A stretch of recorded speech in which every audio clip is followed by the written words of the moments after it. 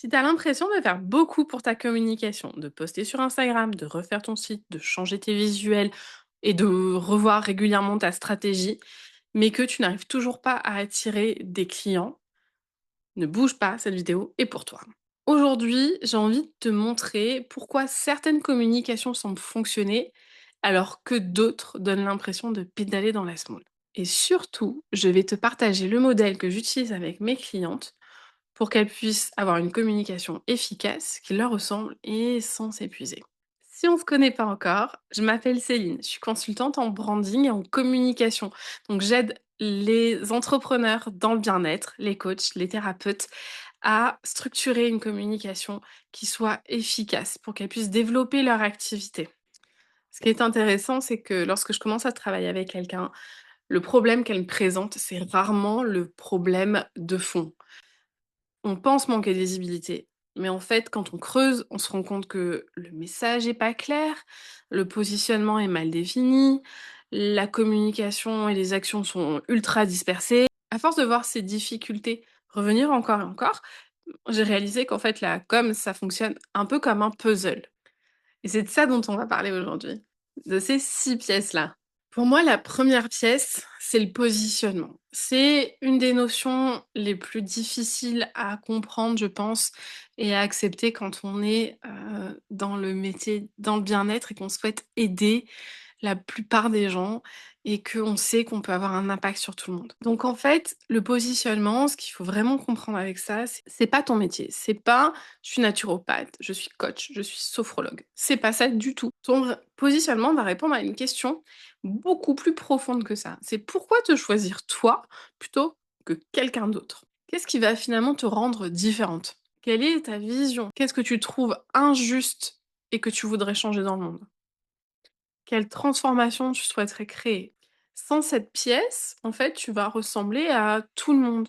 Un peu comme quand tu te balades dans un lotissement de maisons. Elles se ressemblent toutes les unes à côté des autres et tu sais pas laquelle choisir et si tu es au bon endroit parce que, ben, elles se ressemblent toutes. Tu un numéro parmi tant d'autres, tu vois? Alors que quand tu commences à rajouter ta touche personnelle, tu changes la couleur de la façade, tu mets des fleurs, tu as une porte d'entrée bien particulière, tu rends ta maison distincte par rapport aux autres et ça, tout le monde l'a. Tout le monde a sa propre façon de parler, tout le monde a sa propre façon de voir son métier, de comment agir, mais encore faut-il avoir l'audace de le montrer. La deuxième pièce, c'est la cible. C'est souvent la pièce qu'on veut éviter parce qu'on se dit: Je peux aider tout le monde. Tout le monde aurait besoin de travailler sur, ses blocages, mentaux, de travailler sur sa santé et forcément on a peur en plus de se fermer des portes parce que, hem, de manière de manière très intuitive, on se dit: «Plus j'ai de monde à qui je m'adresse, forcément, ben, j'ai plus d'opportunités puisqu'il y a plus de monde». Sauf que c'est même si c'est contre-intuitif, ça ne fonctionne pas comme ça. À parler à tout le monde, on va pas pouvoir, s'identifier à ce que tu racontes, donc forcément, on va pas arriver à se dire que c'est pour soi, que ton service va m'aider. Tu peux certainement aider tout le monde, mais communiquer avec tout le monde, c'est pas possible. Je vais te donner un exemple. Je travaille avec des doulas et les doulas, peuvent aider sur plein de sujets différents. Elles peuvent accompagner à la naissance, elles peuvent accompagner aussi sur l'éducation des jeunes enfants, sur, l'harmonie familiale, sur les mères et les femmes, peu importe, leur âge, sur le deuil aussi et j'ai remarqué dans des descriptions de doula qu'elles parlaient d'accueillir, de la beauté d'accueillir un enfant chez soi, de tout le chamboulement que ça représente. Mais si moi je viens de subir un deuil en tant que personne, j'ai du mal à me projeter, à travailler avec quelqu'un qui met en avant la beauté de la naissance sur son site. C'est pas un discours que j'ai envie d'entendre à ce moment-là. Je suis, triste au possible, je suis certainement détruite en partie et c'est vraiment compliqué. La beauté de sa naissance, j'ai pas envie de l'entendre. Donc forcément, je vais pas aller vers une doula qui met ça en avant et c'est humain. À l'inverse, si j'accompagne dans la fin de vie ou dans le deuil d'une naissance, j'ai pas la personne qui est enceinte, si moi je suis enceinte et que je suis heureuse d'avoir mon bébé, j'ai pas du tout envie d'entendre parler de problématiques de ce style et c'est tout à fait normal. Ce qui veut bien dire que tu ne peux pas t'adresser à ces 2 personnes-là en même temps. Donc même si tu peux aider tout le monde, tu peux pas communiquer avec tout le monde. Si tu vas essayer de parler à tout le monde, il y a personne qui va se sentir concerné parce que tu vas devoir lisser énormément ton discours et on comprend pas à qui ça s'applique. Donc cette pièce-là, elle est hyper importante, elle va donner aussi une direction au message que tu vas donner. Le message, c'est la troisième pièce. Puisque tu sais à qui tu parles et que tu sais ce qui te rend unique, tu peux avoir un message qui est structuré et tu peux le construire convenablement. C'est mettre des mots sur ce que vit ton client. C'est aller lui parler dans ses émotions à lui. C'est faire en sorte qu'il se dise tout simplement: «Oh mon Dieu, mais elle me comprend, c'est elle qu'il me faut». Elle comprend exactement ce que je vis. Plus ton message sera juste, moins tu auras besoin de convaincre. Parce que un des besoins primaires chez, les personnes, c'est de se sentir reconnue. Plus la personne va se sentir comprise, plus elle va avoir confiance dans le fait que tu as certainement une solution en tant que professionnel pour l'aider à traverser ces épreuves. Donc tu vas connecter, tu vas créer un lien beaucoup plus fort que juste: «Voilà mes services». L'identité visuelle, c'est la quatrième pièce du puzzle. Elle est importante. On a l'impression des fois que on peut minimiser cette pièce et dire: «Bah, c'est bon, j'ai fait mon logo, c'est fini». Heu, mais c'est plus que ça. Pourquoi? Parce que les décisions se prennent en un quart de seconde aujourd'hui et montrer une identité visuelle qui fait pro, c'est aussi montrer à quel point tu prends ta pratique au sérieux, que tu es pas un amateur et forcément, ça donne plus confiance en la personne pour pouvoir te confier une partie de sa santé ou de son bien-être. La personne a besoin d'avoir confiance en toi. Cette identité, elle est là pour traduire plein de choses. Elle est là pour traduire toi qui tu es, si tu es plus, dynamique ou si tu es plus douce. Elle est là pour traduire aussi à qui tu t'adresses. Est-ce que tu t'adresses plus à des entreprises ou à des femmes ou à des enfants? Comment tu combines un peu tout ça pour donner une identité où les personnes se reconnaissent? Donc c'est vraiment pas juste pour être joli, c'est fait pour être sûr que les personnes s'identifient, comprennent que tu es pro et le bénéfice ultime, te reconnaissent d'un point à un autre. Si les publications Instagram que tu t'évertues à faire ont une identité visuelle soit changeante, soit différente de ton site internet, de tes cartes de visite, ben, la personne va pas savoir que c'est toi et tu repars sur un niveau de connaissance et de reconnaissance à zéro à chaque fois que tu recommences à poster. Et on voit beaucoup passer de choses aujourd'hui, hein. On scrolle à peu près la hauteur de la tour Eiffel sur nos téléphones, chaque jour.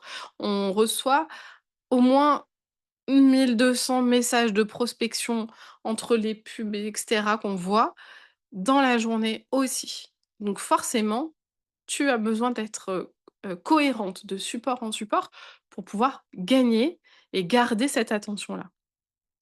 Pourquoi je te parle d'une identité visuelle et pas juste d'un logo? Je te donne cet exemple-là. Ça, c'est un flyer de quelqu'un. Là, il y a la mère avec son logo en haut et ça, c'est l'intérieur. Quand tu enlèves son logo et la mère, tu te retrouves avec une page blanche comme ça, sans vraiment d'identité. C'est pas ultra vendeur, en fait. Ça donne l'impression que c'est un dockword que tu as posé et donc forcément, c'est plus compliqué pour pouvoir donner envie. J'estime moi qu'il faut pas forcément grand-chose, mais des codes couleurs avec des petits éléments qu'on retrouve, qui sont cohérents partout. Ça donne aussi le ton de ça, c'est une identité qui est, travaillée et réfléchie à la fin, jusqu'au bout. Ça joue, vraiment. Ensuite viennent les outils, bien évidemment. Une fois que tu as pu déterminer ton positionnement, ton message, ton identité visuelle, tout ça, ça se regroupe sur des outils. Donc je t'en ai montré là des flyers, mais tu as aussi ton Instagram, ta newsletter, pourquoi pas un YouTube si tu as envie de te lancer, un blog, ton réseautage, bref, c'est la résultante de tout ce travail. C'est pas le début. Souvent, on réfléchit en termes d'outils en premier. Je vais faire mon site internet. Sauf qu'une fois devant arrivé devant le site internet, on dit: «Ah, qu'est-ce que je vais mettre dedans? Je sais pas quoi dire, je sais pas comment le faire». Il y a pas d'unité. C'est pour ça qu'il arrive à la fin. Parce que tu peux avoir un super bel outil, un beau flyer, un beau site internet. Il corrigera jamais un positionnement qui est pas bien défini et un message qui est flou. La dernière pièce, c'est la visibilité. Tu as défini ce que tu voulais vraiment dire, ce que tu voulais porter. Tu as créé des outils pour pouvoir passer à l'action. C'est maintenant que tu passes à l'action. Donc en fait, encore une fois, avec le même que les outils, on a envie de passer à l'action très vite quand on démarre, parce qu'on est plein d'énergie et d'élan. Malheureusement, c'est aussi là où on se disperse énormément, où beaucoup de nos actions tombent à l'eau, parce qu'on n'a pas structuré tout ce qu'il y a avant. Donc on s'épuise et là on se dit: «Ça marche pas» et malheureusement, ça arrive qu'on abandonne. Donc cette pièce-là doit arriver à la fin. Parce que vraiment une visibilité efficace, c'est pas d'être partout, hein. C'est d'avoir bien déterminé où et où je dois aller, comment je dois le faire, là, où je me sens le mieux pour agir, même si c'est un peu en hors de ma zone de confort, où sont mes forces et avec qu'est-ce que je vais dire aux personnes? Enfin voilà, tout ça, dans les bons endroits. Le problème de ce puzzle-là, c'est que souvent, on fait pas toutes les étapes. Quand une pièce manque, on va souvent compenser avec les efforts qu'on fait. Parce que on va faire plus de contenu, puisqu'on n'est pas reconnu ou parce que le message est pas compris. On va devoir être plus présent pour, travailler sur la reconnaissance, encore une fois. On va passer plus d'heures sur Canva parce que l'identité visuelle est pas structurée, donc ça met plus de temps à tout mettre en place, à mettre en page. Alors que une communication efficace ne doit pas reposer sur plus d'efforts. Elle repose sur des fondations solides. Aujourd'hui, je t'invite à regarder ton propre puzzle. Quelle est la pièce qui te manque actuellement ou sur laquelle tu devrais travailler? Est-ce que c'est ton positionnement? Est-ce que c'est ta cible? Est-ce que c'est ton message? Ton identité visuelle peut-être? Ou alors affiner tes outils ou travailler sur vraiment passer à l'action, la visibilité? Dis-moi en commentaire, vraiment je suis curieuse de savoir où t'en es. Peut-être que tu sais pas quelle est la pièce de puzzle qui demande le plus à être travaillée aujourd'hui et c'est tout à fait possible, hein. Quand on a la tête dans le guidon, prendre du recul, c'est vraiment pas évident. C'est pour ça que j'ai créé un workbook gratuit. À travers plusieurs exercices assez simples, il va t'aider à faire le point sur ta communication. Tu vas identifier les zones de flou et surtout les espaces où tu vas pouvoir renforcer tes fondations. Tu peux le télécharger gratuitement grâce au lien qui est juste en dessous de cette vidéo. Et si cette vidéo t'a aidé à voir plus clair, pense à t'abonner parce que sur cette chaîne, on va parler de communication claire, humaine, structurée pour que ça puisse t'aider à développer ton activité et vraiment des fondations solides nécessaires à avoir avant même de travailler sur des hacks Instagram. Je te retrouve très bientôt dans une prochaine vidéo.